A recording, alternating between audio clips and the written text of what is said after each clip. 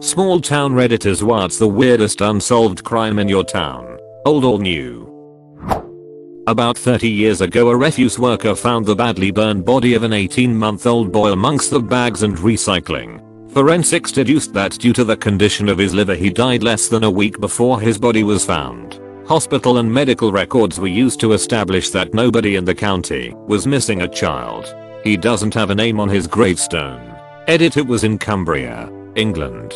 The police likely didn't retain a DNA sample. Or we might have heard something about familial DNA by now. The local police aren't very good. Look up the case of Poppy Worthington as an example. Most local people assume he died of SIDS. Then his parents panicked and tried to conceal his body. Whoever did it must have had an element of local knowledge in order to know where to put the corpse. There is a street in my city called Park Avenue. It's a very small city, mostly blue collar. In 2005, a newborn baby boy was found dead near a factory on Park Avenue. Doctors could tell he was born alive and likely lived for a few hours before he died. I don't know if he was abandoned, left to die, or killed in some way. That info was never released. Police made a statement saying, "Please come forward. We want to help you bury this child properly." The mother sent an anonymous letter to the police station 2 weeks later and said she would come to the station soon.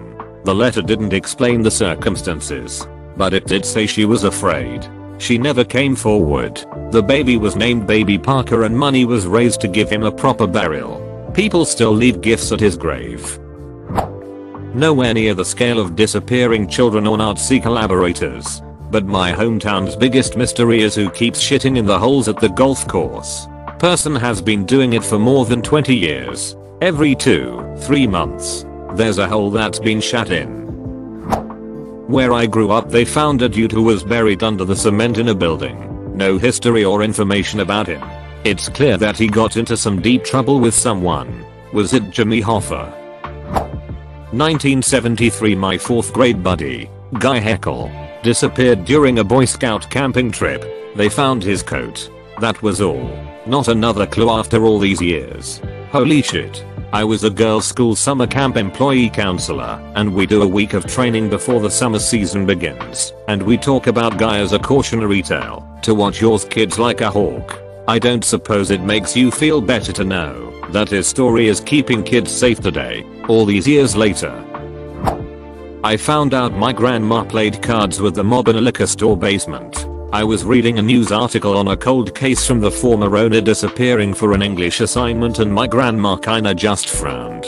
Told me she used to play cards with him and never paid his debts. I picture this little old lady in reading glasses playing blackjack with a group of men with Italian accents. Man got kicked out of a bar 3 years ago this December and went missing.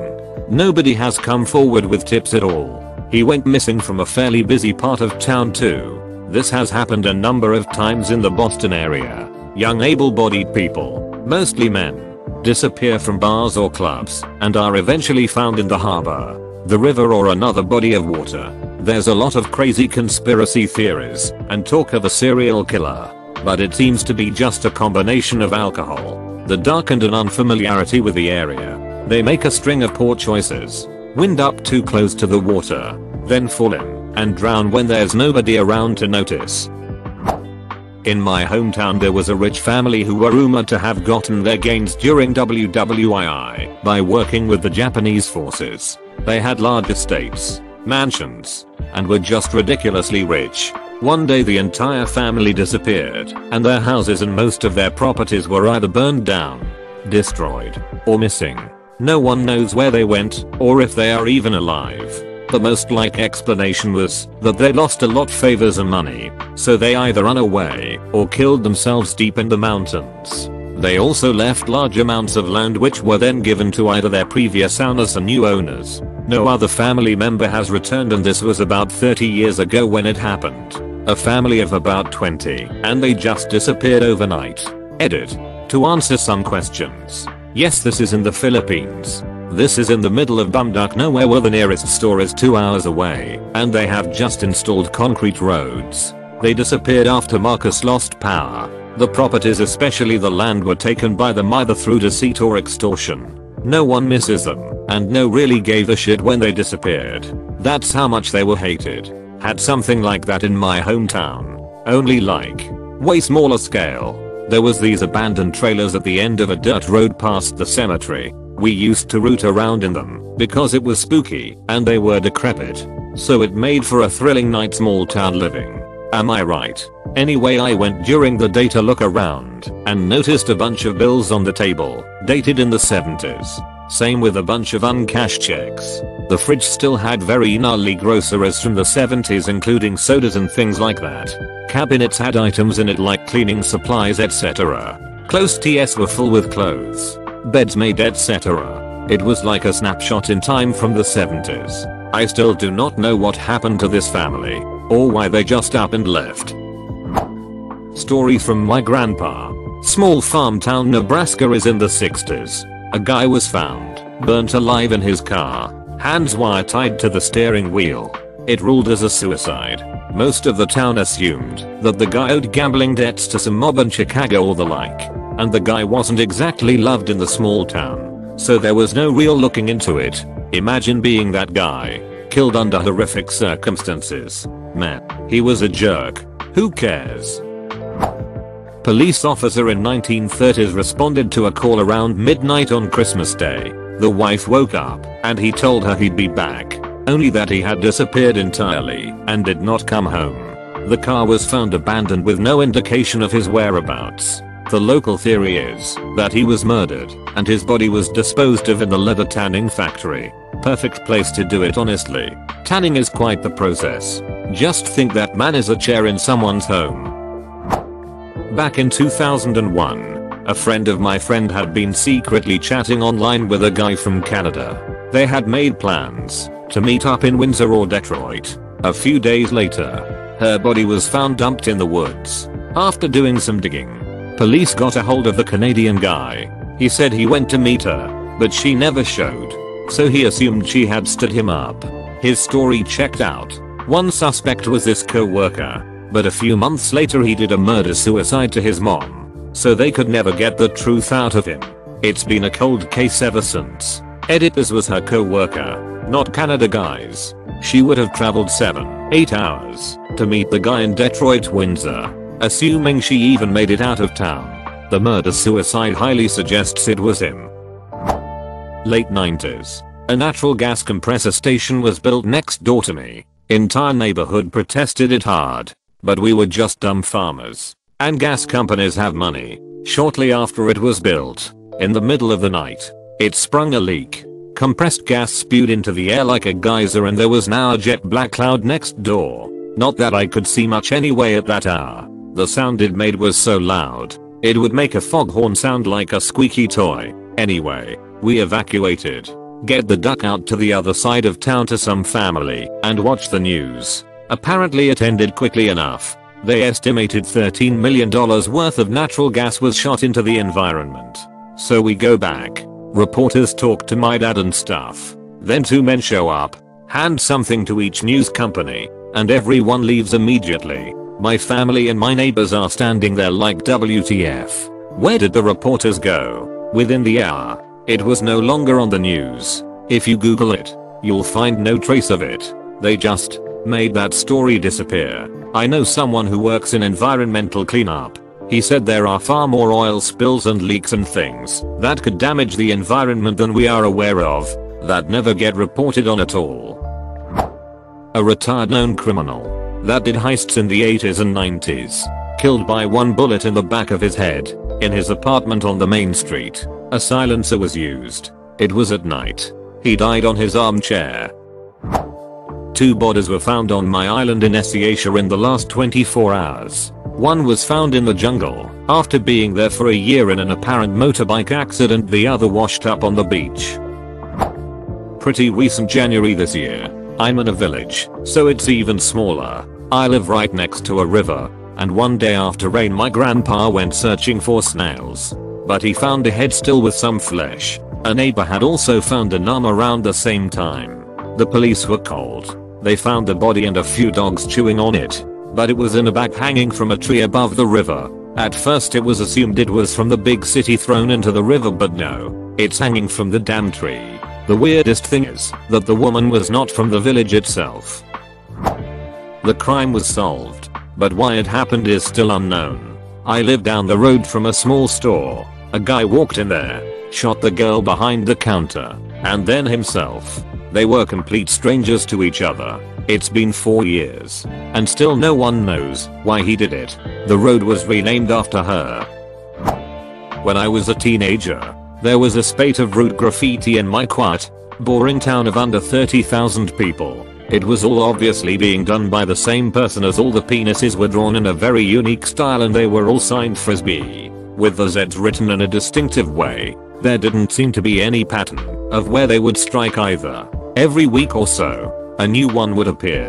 On the wall outside the social club, in the highway underpass, inside the fish and chip shop toilet, etc. It got to a point where kids at school would keep track of where the latest Frisbee had appeared, and it would be all anyone could talk about. In a way, they were the proto-Banksy. Everyone wanted to know their true identity, including the police. Since our town had practically no crime other than the odd stolen bicycle, the cops had the time and resources to come down hard on this one.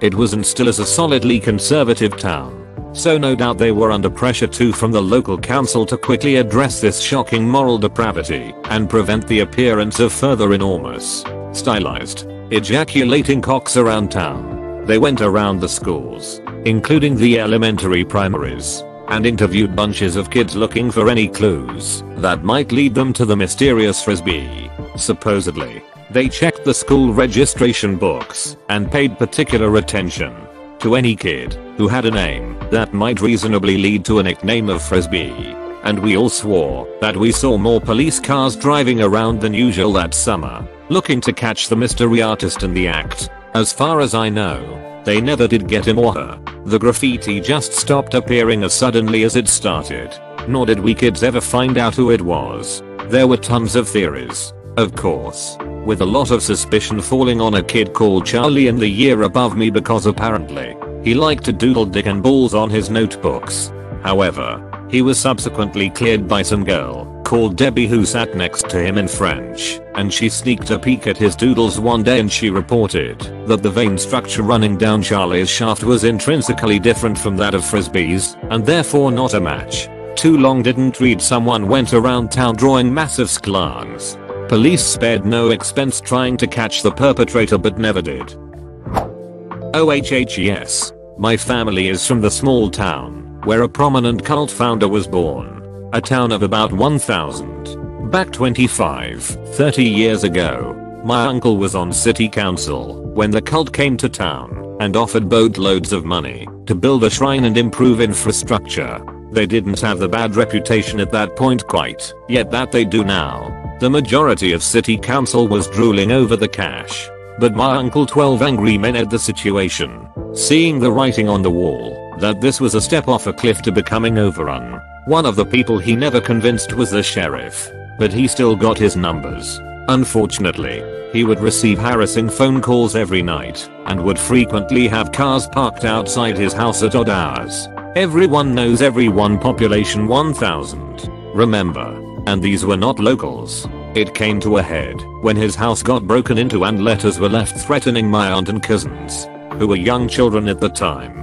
Status got involved, and the behavior immediately stopped. A few days later the cultists packed up and left. Officially, the threats and break-in were never solved, though every once in a while they would still get odd phone calls and blank letters in the mail. Anthrax scare. Unofficially, everyone knows, a few years later my uncle and family moved out into the country, and all the harassment stopped. It's not really unsolved, but definitely a weird one. There was a row of terraced houses next to the church. The one closest was occupied by two women, a mother and daughter, both who had some mental incapacities. They basically only left the house to walk to the supermarket. As the mother got older, only the daughter went out. Eventually, no one was leaving the house. The garden, which was already overgrown, got out of control.